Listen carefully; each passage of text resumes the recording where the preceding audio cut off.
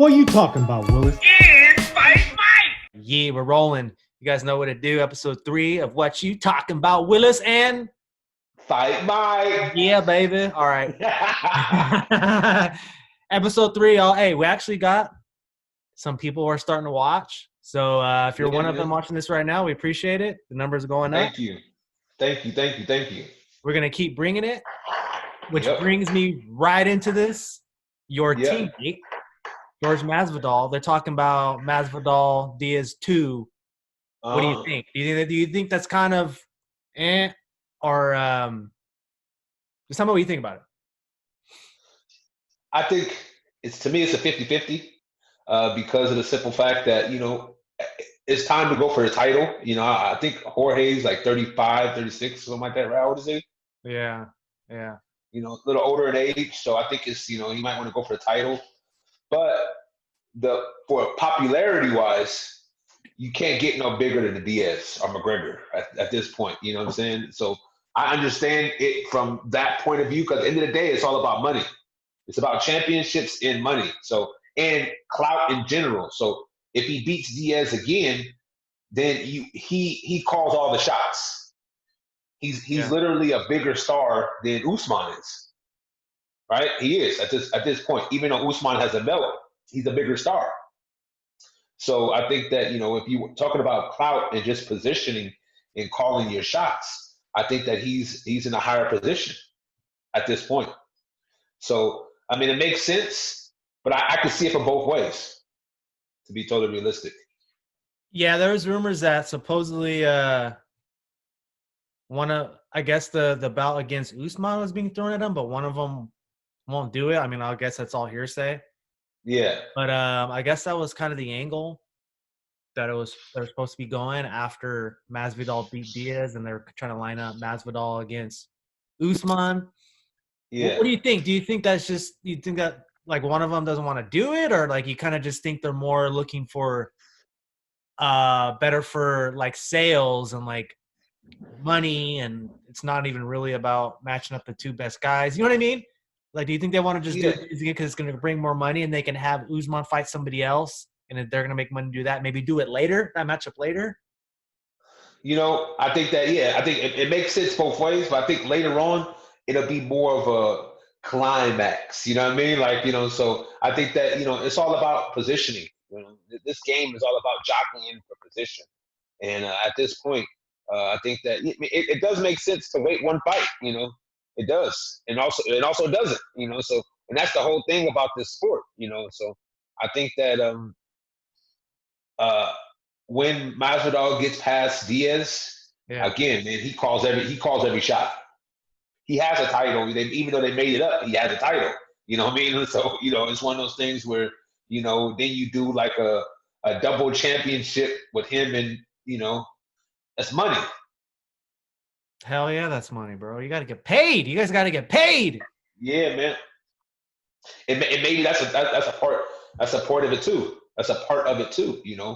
Is he beats Nate Diaz again. You got to add a few more 100K to his name. Yeah, man. Have you seen him at the gym? Yeah, I do. And he could be at the end of the contract. So this could be the last fight in his contract. So he beats him. He gets to renegotiate. Gives him more leverage. And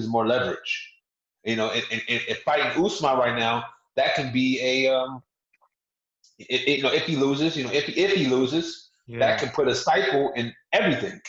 So I think if he goes with a safer fight at this point, then he has more leverage power next. Yeah. I say get that bag, man. How long has Masvidal been fighting, bro? A long ass time, right? Long time, bro. Way too long, bro. Like, so you can't question him. The guy has been through the mud, man. Literally. Even backyard brawls, bro, with Kimbo Slice. Literally. Those are the shit, dude. Yeah, man. So you got to respect it. So I'm just gonna sit back and just see how it plays out. Hell yeah, bro. Yeah, speaking of not necessarily a backyard brawl, but a bare knuckle. They're talking Vanderlei Silva against Mike Tyson. Hey, can you imagine the referee is like, who's wearing all the big game? You know what I'm saying? Oh man, right? Who got all the icy hot on? They hitting each other, the eyes are all watering and shit because they got all the icy hot on. You know, I think that guys like Tyson, you have nothing to prove, man.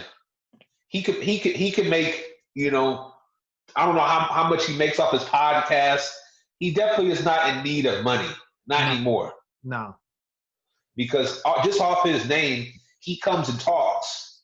He's going to get paid. He comes in, you know, appearance. He comes and gets paid. So I don't think it's money. I think it's, you know, it's the limelight. He wants it back. He just misses it. I think the itch finally got to him. You know, he wants to be at the center of attention. Because think about it, he's endured the highest of highs and the lowest of lows. The highest of highs. Right? You know, talking about like $150 million checks. You know what I mean? Like, you know what I'm saying? Man. You know what I'm saying? So, like, you know, he's endured them all. So, and Vanderlei Silva, this would be, no matter what, it would be a win-win for Vanderlei. No matter what, right? No matter what, it's a win-win because they're both old as shit. And you know what I'm saying? Can you imagine one of them hooks lands on Vanderlei's chin, bro? He's done. He's dead. But it's no matter what, it's a win-win for him. It's unless Tyson goes in there and finishes him off in, you know, a minute, it's a lose-lose for him. You know, right? So I mean, you know, so I think that it's not a good look. What does he have, like his weed farm or whatever he has? He has plenty of money, right? He got money, bro. He got money. I think everybody's pumping his tires too much, bro. Constantly telling him, and they're constantly asking him. You see him inside Starbucks, you know what I mean? Like going through, showing somebody how to throw punches. Yeah. Like, oh, you still got it, Mike. You still got it. Yeah. And he's like, you know what? I still do got it. You know what I'm saying? I think I still got it. You know what I mean? That's also. You know, so I think that's what happens. You mix weed with all that shit. That's what you get. You feel good, right? So yeah, he feels good. Yeah, so you know, I think he shouldn't do it. I think he shouldn't listen to those people. You know, think about it. He has a long record of not having the right people around him. After Customato died, that's all that happened. Yeah, that's all that happened. And I'm thinking it's continued. Damn, dude. You know what I'm saying? Yeah, bunch of yes men around him, right? Bunch of yes men, and just I saw one time he was doing an interview with the weed stuff, and I saw him doing that interview, and I saw just the grimy looking white guys next to him, like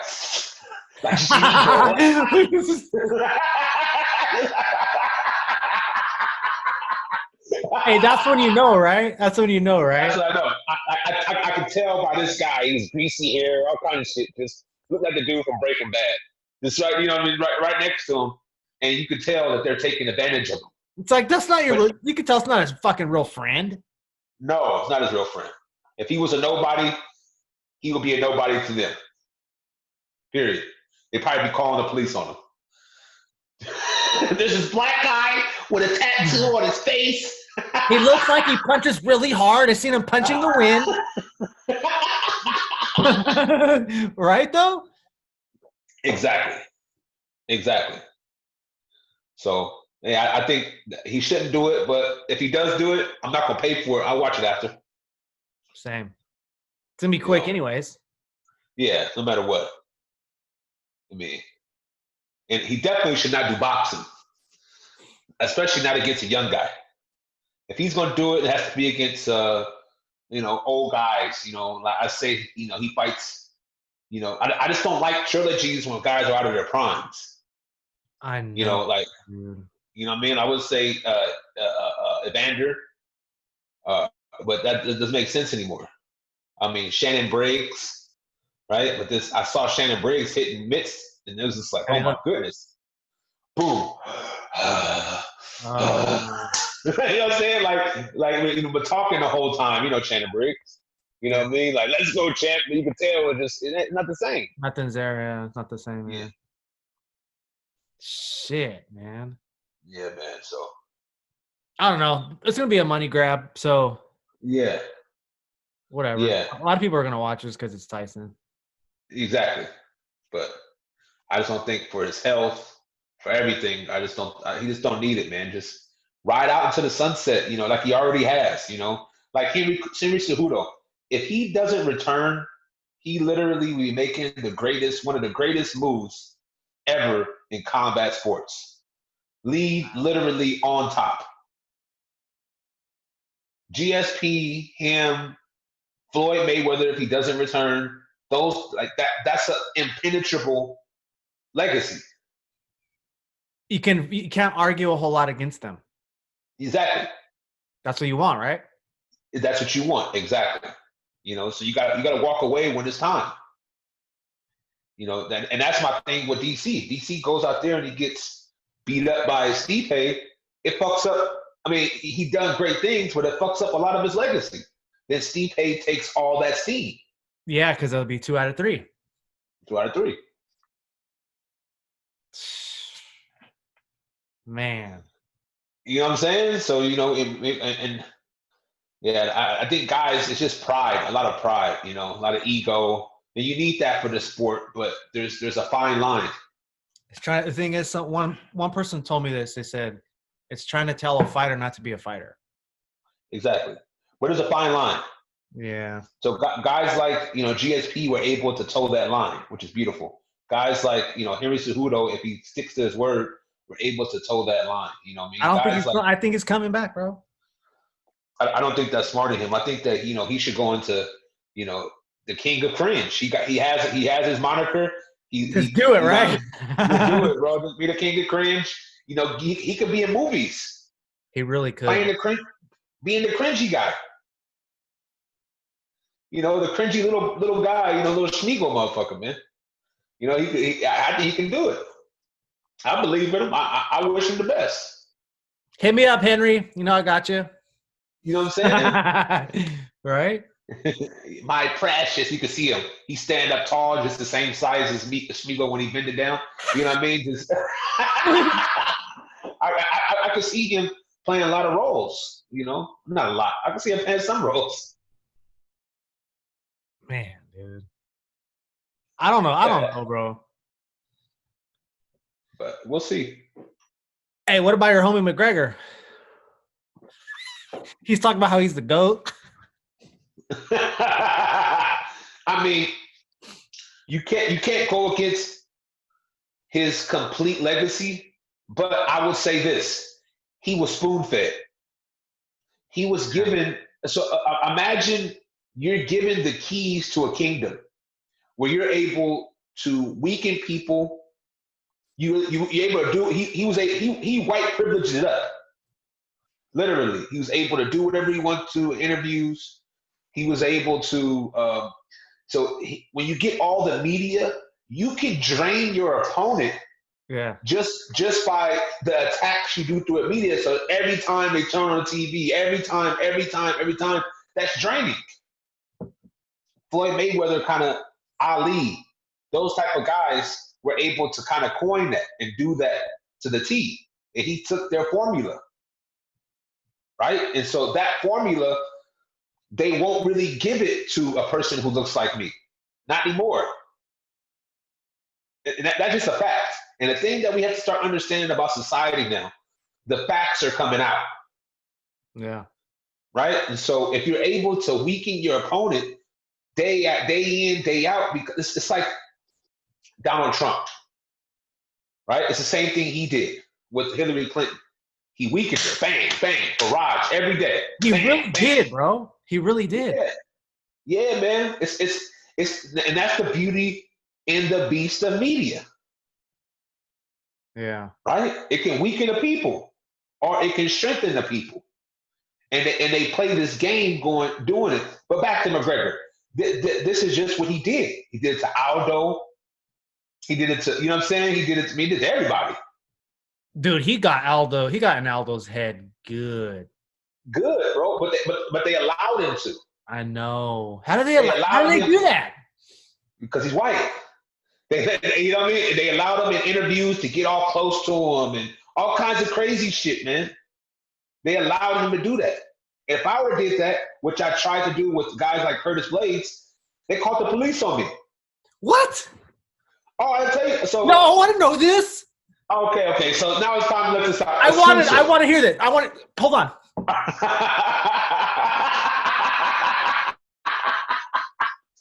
So, number one, we know that the UFC doesn't like people like me. That's a fact, Jack. They don't like people, and I was told by two of my teammates one time, if you knew what was good for you, you wouldn't speak truth.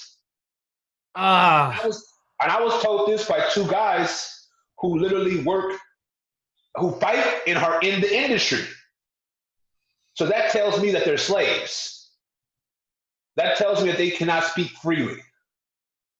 Okay? But this is the same advice that they tried to give me. And at that moment, number one, I didn't respect them anymore. Number two, I said, well, if people don't like truth, that's what we should speak.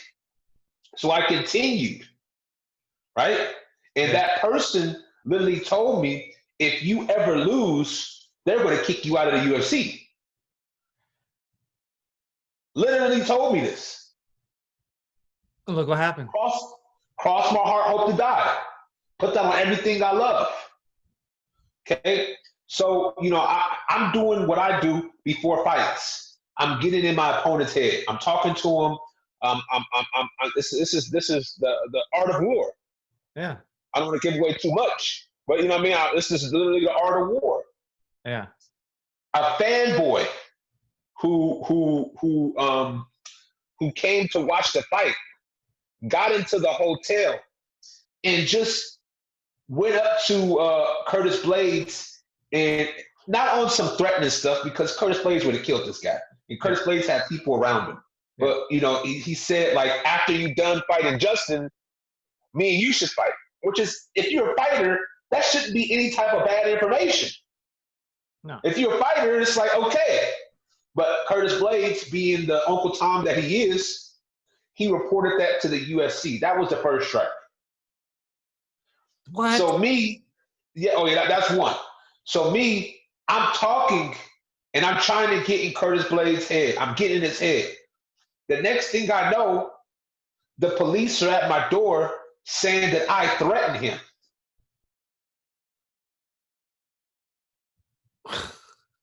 At the hotel?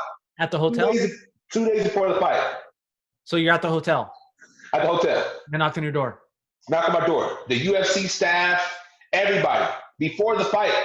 It was some shit I had never seen. And I know guys like McGregor don't have to go through that type of disturbance. And he's trying to get in his opponent's ear. And he's doing crazy, outlandish shit. And he's, he all kinds of shit. But again, we have to understand the way our society is built. Whatever I do is bad, right? Whatever McGregor does is entertainment. Yeah. That's the fucked up dichotomy of society. And that's something I had to learn. And after that fight, I lost that fight, right? And again, I'm going to say it like this. I make no excuses. I lost the fight fair and square. But what happens is you have to give a guy an opportunity to make his way back so I can get a rematch. They literally tried to destroy my career. Fuck. That was on purpose. That was malicious. That was orchestrated. And the way I know it was orchestrated, because the person told me months previous, if I ever lost, they'll cut me. There's a reason why they said that. They're not just going to say that. What are you talking about? Did you already fight when they told you this? Were you ready like 1-0 or 2-0? You went 3-1, right? I went 4-1. 4-1, okay. Who gets cut after 4-1? Nobody does. Nobody. right? And so again, everybody makes all these excuses. It's because of this. It's because of this. So I told the UFC, I said, hey, I want to get my weight down. Same thing that the Killer Gorilla did. Okay. So we went down a He lot. didn't have my. Remember, he went down. So I said I want to go and walk around like at 250. So I need to concentrate. So I wanted a little bit of time off so I can concentrate and walk around lighter. They said no. But guys like Tuivasa get years off. Guys like Killer Gorilla, they gave a year off or something like that. Don't quote me on his time. Yeah. But they gave him an extreme amount of time to get down. So when you're a guy who speaks up and speaks the truth, they try to whip you. Yeah. And when they whip you and you don't respond because you're like, I want to do what's best for me, the results are the results. And I experienced this. So after that, they just stopped talking to you? No, they tried to make up all these excuses. Management tried, because again, nobody ever literally wants to admit it's because of what I speak about. But you see, everything I speak about, I can prove. Yeah. Or it is in the makings of being proven. If I was a white guy, they would call me fucking Nostradamus. Period. Yeah. Go look back at my profile. I called the spy shit. I've seen. I've called a lot of this shit, man. That's why I reached out to you to do a podcast with you. I've seen your post. You get what I'm saying? So I called a lot of this stuff. Right? If I was a white dude, that'd be you already know. So, but again, I have to understand the climate of our society today. And that leads us into that talking about the young man in Minneapolis. I can't pronounce it. George Floyd. George Floyd, man. This. You want to know the first thing I thought of, bro? What do you think? And then I'll just kind of let you go off on it. But the very first thing that I thought of when I saw the thumbnail of the cop pinning him down, and I saw what the article read, and then I read the description of it. And then, remember you reached out to me? I hadn't watched the video yet. Crazy. Then I watched the video, and then I saw a dude with his knee on his neck. The first thing I thought of was the police academy. Okay, you being a professional fighter, training, there's dominant positions to where people are pretty much helpless, like knee on stomach, whatever. Yeah. But dude was on his stomach with his arms behind his back. What's the point of putting your knee on him? Like, he's not going anywhere, bro. He's not going nowhere. There's no way. You can't even argue, my life was feeling threatened. Bro, you're in a completely dominant position. The dude's not doing anything. Yeah, he has no excuses. Zero. He literally has zero excuses. And if they come up with excuses, that's going to infuriate the masses. Because so I'm at this crossroads right now. Yeah. Either they did this on purpose to start a race war, right? Because that's where it's headed, a race war. And a race war would counteract a civil war. But you never want to have those two at the same time. So remember, they're all about, bait and switch, order out of chaos. Yeah, it's calculated, bro. It's calculated. They could have hired. The guy literally has pictures of him with hats that say "Make America White Again." I saw that. Crazy.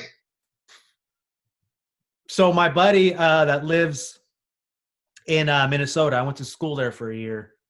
I played football my freshman year in Minnesota. And so I have friends that are over there still. So I texted one of them this morning. And I said that shit was crazy in Minneapolis, son. This is what he said. He still lives there. He says, his name's Justin, by the way. He said, "Oh, nice. Yeah, bro." He's all, "This shit's about to get crazy as fuck around here. 10 cop killings in 7 years. Up there." Wow. Yeah, man. But this one was too egregious. This one was way over the top.